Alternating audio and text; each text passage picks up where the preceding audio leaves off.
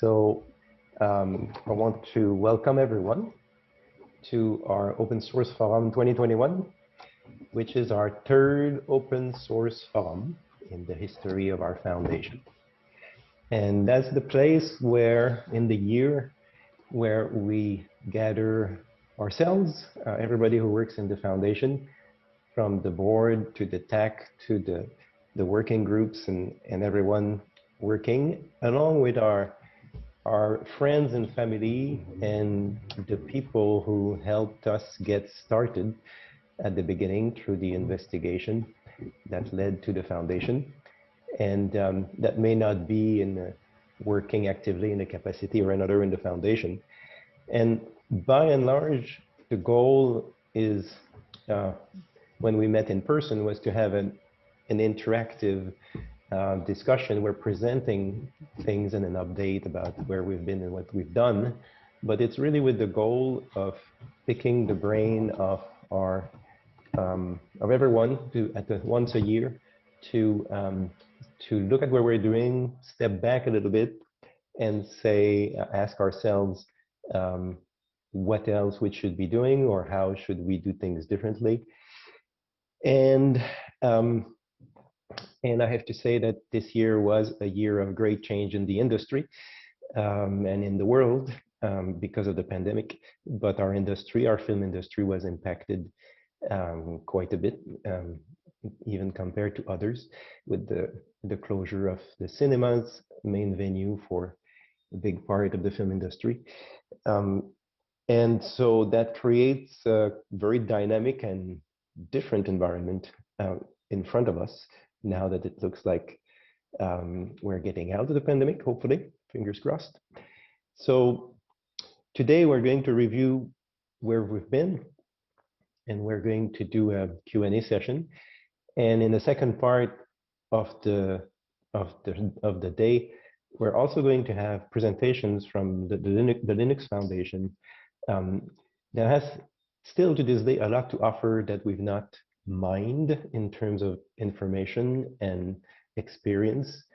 And so we've curated some presentation there with Jim Zemlin and a few others to give us a window in what's going on in other parts of the open source world as we consider what to do with our foundation moving forward. So are we at the right count, John? Is it a good time to start? Yeah, I'd say let's get started here. I think we have just about the half of the or so of the registrants, so I'm sure more will trickle in. So okay. All right, so the meeting is on Zoom, and as you see on the slide, we've done a few meetings on Zoom and remotely before. Some of them were not very interactive, and we got some feedback about that. So this is a pure Zoom meeting. So we ask yourself to, you can use the chat room to introduce yourself, and you can raise your hand to speak. Please monitor your mute button in a large group like this, so that when you're not speaking, you're on mute. And but we also want to encourage the more interactive back and forth in this meeting. So, great. Excuse me. No problem. Here, I'll just, we thought it might be fun just, a lot of us know each other, but I don't think I know everybody in this room. So it might be fun if you just on the chat want to introduce yourself, maybe where you work or how you got to know the foundation, why you're here today, maybe just drop that into the chat. And to that end, I'm Rob Bredow. I'm the chair of the Academy Software Foundation, and David Morin is the executive director of the Academy Software Foundation. We both have different day jobs. I'll let you introduce yourself, David. Yeah, okay, thanks. Yes, I work at Epic Games. I'm the industry manager for the film and TV industry. And this is my day job. And as part of it, Epic has been good in allowing me to spend a portion of my time being the executive director of the foundation. And glad to be here with you. And Rob, your day job? Yeah, most of the time I'm working at ILM. I'm the chief creative officer there, but I've been involved with the foundation since we founded it, and we'll talk a little bit about that history today. And we have other presenters as well, in fact, here's most of our agenda, right? Right. Yeah, you're right. And so we'll start with a foundation update from Rob, and then we will go with Kimball Thurston, who's the chair of the TAC, and he's going to give us an overview on what's going on in the TAC, which is the beating heart and the brain of our foundation. Then we'll go into a QA section with the polls. We have a number of questions for you that we will capture your feedback, an important section because of what I said earlier in my soft introduction, that we really want to capture your thought and your brain power in terms of the Academy Software Foundation, what we should be doing as we are going out of a disruptive time in our film industry. We really want to review where we're at and where we should be going. So please think about that, and we'll have questions to poll you. And then the second section of the presentation is going to be moderated by John Murtick, and I'd like to introduce John. If you want to, John, introduce yourself and talk about the second section. Yes, thank you so much, David. My name is John Murtick. I'm a program director here at the Linux Foundation. I work with our technical communities here at the Academy Software Foundation, as well as very closely with David and Rob and our governing board on the back end, the operations of the Academy Software Foundation. The second half of the day, it's a little bit different than years past. We have some great experts here that are going to help give you insight on open source program offices, how other foundations that are at similar stages to the Academy Software Foundation have grown and some of the lessons learned. And then we're also going to have, and that is from Brian Bellendorf, who's the executive director of Hyperledger and is also leading our LF Public Health Initiative. And then we're going to finish up with Jim Zemlin, the executive director of the Linux Foundation. And he's going to reflect on just some of the successes that he has seen from his perspective from the Academy Software Foundation in the last 3 years. And, just kind of make a connection. I mean, he's been around this industry. He's seen foundations like this at earlier stages, this stage, and then past stages. And he has some really cool insights to share about what he's seen, both with Linux Foundation and other foundations, and some ideas and thoughts as this group moves forward. So I encourage all of you to hopefully stay for that second half. There's going to be some great stuff to learn from that you can also take back into your own organizations as you're building your open source strategy. Thank you, John. This is great. Very excited about this morning. For those of you who have been to a number of these, the morning sessions are going to be more similar to the things we've done before, but hopefully it'll still be a lot of interesting, valuable information and go over things you haven't heard about. But the afternoon in particular, hopefully is very, very valuable to you. Or it's not really the afternoon. The second half of the morning, I think is going to be all fresh content, nothing you have seen, nothing like what we've done before, and I think it'll be really valuable. So let's dive in, talk a little bit about the foundation and what the current updates are. I'm going to do some, because I see many of you are pretty familiar, I'm going to go through some of this quickly if it feels like repeat, but not everyone here knows everything about what we're doing. So I'll make sure to cover our bases, at least briefly, but if you have any questions, just drop it into the chat. So open source software is everywhere from, your web browser to packages like Blender. I first got familiar with the way companies were running open source around WordPress, which powers 40% of the web. And they give away their core product, their core code is open source. So I was really curious how that actually worked. And when I say it's everywhere, it's truly in every industry. These are just some of the main packages that the Linux Foundation supports. So you can see that just the vast number of important libraries that are kind of foundational to the way the internet works, but also the way cars work and to the way film works are all powered by open source. Early on in our investigation, we asked the question of a group assembled like this: how many of you use open source software? And 84% of the group said yes. We do use open source software in the motion picture industry, or in our part of the motion picture industry. I would advocate that probably the other 16% do, but just don't know which package they're using, because almost everything we do is built in some ways on open source. And if you look back over the last 20 years, we've had a number of generous actors in this space, sponsoring companies in the entertainment industry who've created key open source technologies, key open source libraries that have benefited the entire industry. And by open sourcing these projects, they've gotten a lot of adoption. Many of them have become de facto standards in our industry. In addition, the authors, in a lot of cases, have gotten Academy Awards, and that has strengthened our connection to the Academy for sure. And this has been because these packages have been so well adopted and very well designed. They've just had huge reach in our industry. Some of you in this room have won Academy Awards for your software here. So why do companies even use, why did we have that? Why did we have these generous companies contributing these open source libraries to the industry? There's a lot of reasons, but one of them is proprietary tools have a cost. They cost money to develop, to maintain, to document, to train. You know, there's times that it's still worth it to have a proprietary in-house tool, of course, but you have to count all of these costs when you do that. And sometimes you want to keep something proprietary for a while, but then at some point these costs become a little bit overbearing. The nice thing about an open source ecosystem is you're really sharing those costs across a broader group of folks.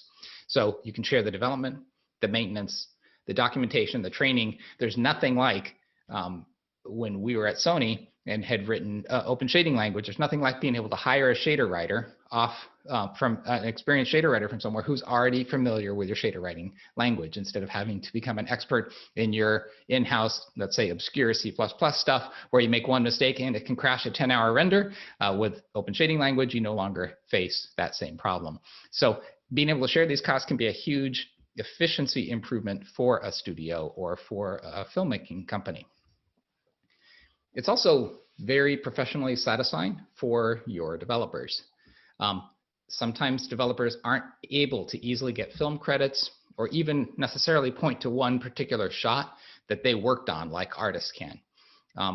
They may feel like they're not working on things that are as externally visible usually, so it's a little harder to get recognition from their peers in the industry. But when you're working on an open source project, your work is out in the open. There is something you can point to and your peers can actually see your work. And that has two effects. I think developers like that. It's good for their careers. It's good for their development. It's also, I think, from a person who manages teams of developers, it's also selfishly very motivating for if you're looking to improve the quality of your code, because there's nothing like knowing someone's going to be looking at your code to encourage you to put extra effort into making sure that code is something you're really proud of. So I really believe by building open source projects, we actually get better implementations of software. Open source is truly an innovation accelerator, and we've certainly seen that in our industry. And there's all these reasons. There's these, this is just 10 examples, but there's actually even more. Minimizing fragmentation is a huge thing. We all know the cost of adopting a new technology is high. And if you have a lot of choices out there, you really do slow down the pace of innovation. It enables new business opportunities. And we already talked about things like shared cost of development. But all these things come together to really be an innovation multiplier. And that's what we're seeing at the Academy Software Foundation. So why did we actually need, if we already had these generous actors, companies that were sponsoring these programs in the space, why did we actually need a foundation to come together? A decision we made a couple of years ago. And it turns out there are some issues that are much harder to solve, even with great corporate sponsors acting as individuals, and it's much easier to solve as an independent or neutral foundation. These companies who were sponsoring these programs, they were actually all happy to get along. They were talking to each other, trying to coordinate, but it's really tricky. People in different time zones, getting people together, prioritizing development, dedicating resources even just to manage these pull requests, that can easily fall between the cracks between two organizations without someone in the middle to help manage this. And this is what we've seen so far. And also, like some of these things, like a shared legal framework, really hard to get consensus unless you have somebody in the center managing that. And that's what we've been able to do as the Academy Software Foundation. The foundation is also able to build a single continuous integration and build infrastructure. So then all of our projects can be built from source with a button push or with the moment you check code in, rather than having to rely on lots of different independent build environments that are all going to be varied. Oh, in addition, that CI infrastructure is also open source, of course, so you can leverage it if you like it. You can leverage it in your own ecosystems.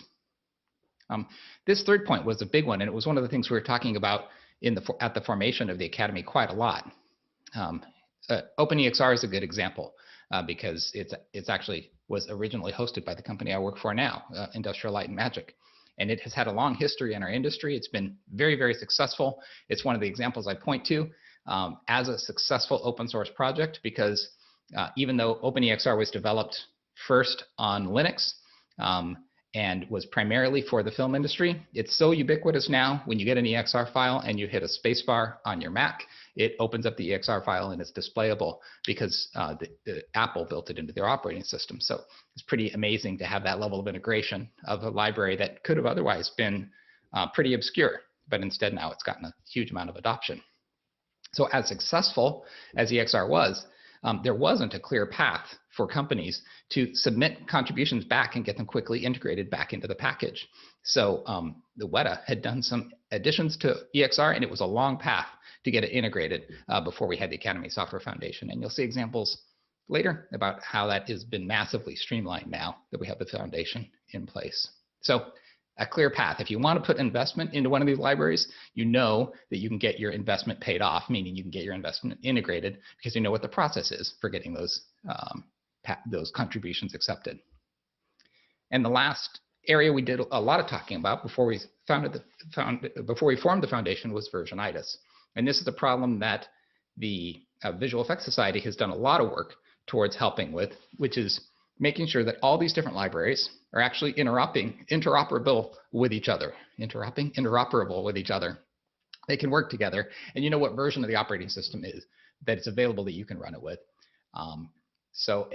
We certainly haven't completely solved this problem, but the Academy Software Foundation, in collaboration with the Visual Effects Society project, I'm blanking on the name right now, the VFX Reference Platform project has really started to make a real dent in this right now. So we founded the Academy Software Foundation as a partnership between the Academy and the Linux Foundation, and that's what we have today. That last graph that I was showing you, that chart that showed those projects, that was 20 years, roughly 20 years of open source software development in our industry. And here you can see just in the last 2 years how many more things have been going on. And this isn't everything. I had to take things off this chart because it gets too full. But we were founded in 2018 after the SciTech Council concluded their investigation and recommended that we form the Academy Software Foundation. We had a bunch of founding members, and we've grown that membership foundation since then. And then you can see the adoption date of the various projects that we are going to be talking about today, and we have more on the horizon. So a lot going on. Here's the list of our members grouped into different groups. The premier members are the ones who have a seat at the board. Each have a seat on the board and on the TAC, and have contributed most significantly financially and with a full-time, dedicated full-time, what we call one FTE, one full-time equivalent person to actually work on these projects in our foundation. So we are incredibly appreciative of our members' support. The general members contribute less financially, but are very, very involved. And then as a group, the general members have some representation on the governing board and at the TAC as well. And then our associate members are nonprofit organizations who we have also partnered with as members. So thank you very much. If you're here representing one of these companies, we are incredibly gracious. We always say explicitly, oh, we have 26 members this year. Oh, sorry, 26 last year. We have 30 this year. So we continue to grow our membership, which is fantastic. And that is where our financial support comes from. We have a budget of about $1 million right now, which is great and enables a lot of the work you're going to see today. So again, thank you. And just to be explicit, you don't have to be a member to attend TAC meetings or to contribute or to use the software. The software remains free. But as a member, you are able to help steer the direction of the funds, and you enable this community, which I think is very, very beneficial and hopefully more than pays for itself each year. So we want to have a really clear mission, and we do. It's to increase the quality and the quantity of open source in our industry by solving some of these things we were just talking about. A clear governance model, meaning how we govern these projects, make sure there's a clear path to adoption, those kind of things, so people know how to get their changes added to software. Provide a legal framework that reduces liability for all of our companies and contributors, while at the same time making it easy to change and access and use our software. We're looking for adoptability. And then providing that shared infrastructure we talked about, a build infrastructure that's in place that works actually really well. There's always more we can do to it. We're talking about new features and new build targets every day, but that shared community infrastructure, so people can have a place where if you want to make a simple change, you do not have to be an expert at how to set up these build systems. You can just make a simple change to the software, test and rebuild it, and those changes can be incorporated into a future version. All of this together, lowering the barrier, making it easier for developing and using open source software in our industry. And this is a little more detail about how we actually approach this. We want to have a neutral forum. We want to have a place that is not representative of any single company, but all of the companies and all of the community that is really interested in open source in our industry. And then you can see a little bit more detail down below. I think many of you, as I look through this list, I think many of you are quite familiar with some of the actual specifics, and we're going to get much more specific about the projects and the updates from there. As David referenced, this is how we're structured. Our Technical Advisory Council, the big box in the middle, is really the heart and soul of the Academy Software Foundation. This is where the collaboration between the projects can happen. This is where new working groups are initiated. This is where new projects are recommended for acceptance into the foundation. That TAC is really the heartbeat of the organization. The TAC is supported by the governing board, and I chair the governing board. That's where we make sure we have enough money to fund the mission of the TAC. We approve things that cost money, and what else do? We talk about overall strategy and direction for the foundation at the governing board, provide that direction. And the outreach committee is incredibly important. They make events like today possible, and also have, out of that has grown our D&I initiatives, which we're very excited about, and you're going to hear more about today as well. There's 6 projects in the Academy Software Foundation today, all built on that CI platform that you can see at the bottom. We actually have a 7th imminent right now, which is really great. I'm going to leave this for the next presenter to talk a little bit more about the D&I working group, but this is a very exciting initiative, and if you want to read a little bit more about DI, please check it out on our website as well. But I really believe that our team, our working group who's been working on this, is doing fantastic work, and it's completely true what you see here, that open source really does have the power to break down some of the barriers that have traditionally been holding people back from being able to be involved in our industry. And this is a uniquely accessible onboarding tool for people from more inclusive backgrounds to get involved. And there's a lot of exciting work going on in this space, including scholarships and other things, to enable people to access and to become aware that this is a career opportunity for them, and especially folks who hadn't traditionally had the opportunity or even knew that this was a possibility. I really have seen that there are whole groups of people, incredibly talented people, who we've been missing as an industry, and who we haven't been recruiting from, and it's a big opportunity to find amazing talent out there. So this is a great thing for our industry, and it's just the right thing to do as well. So I'm very, very proud of the D&I working group work, and it's been really fun to do a little bit of a roadshow with them lately, and the team that is running that group is doing a fantastic job. So this is our timeline as we look at our current year. You can see we're doing the open source forum today. In the summer, we will have open source days like we have done traditionally around SIGGRAPH. That'll be in August. We also are estimating that we're going to try to bring in 3 new projects to the Academy Software Foundation this year. Those are the green boxes down below. We're very excited about those. There's some events we plan to speak at and continue to attract more developers and people who want to participate in the foundation. But you can see that's our rough schedule for the year. And so you have an idea. We still have a lot of growing and building momentum. And there are lots of ways to get involved. If you aren't already hooked in with the Academy Software Foundation, there are lots of different ways to get onboarded. If you're a developer or you are familiar enough with code that you want to contribute a pull request with a bug fix or a new feature, you can do that. You can do that yourself right away, or anybody in your organizations can, or any of your friends can. If you are interested in getting involved in the TAC or a working group, you can always jump in.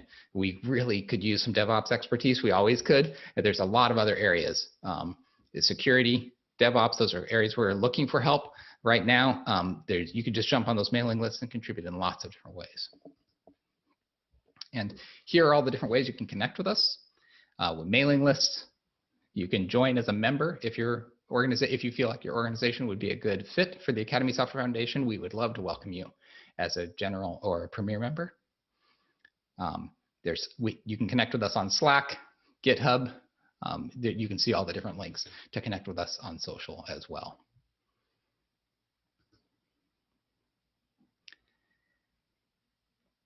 So if there aren't any questions now, I do have a couple extra minutes. If there are any questions, I'm happy to field them before I hand over to Kimball. Kimball, do you want to go ahead and take over on the share while I field, if there are any questions, I'll field any questions and we can take it from there? Sure, yeah, you'd think after a year I'd be good at this, but. Still warming up. And then if you have questions you don't want to ask at the moment, or you're just thinking things in the back of your mind, there will be an opportunity to contribute both in the chat and via video, and also on little surveys that David's going to do after Kimball's section. That's coming through clearly, Kimball. Thank you.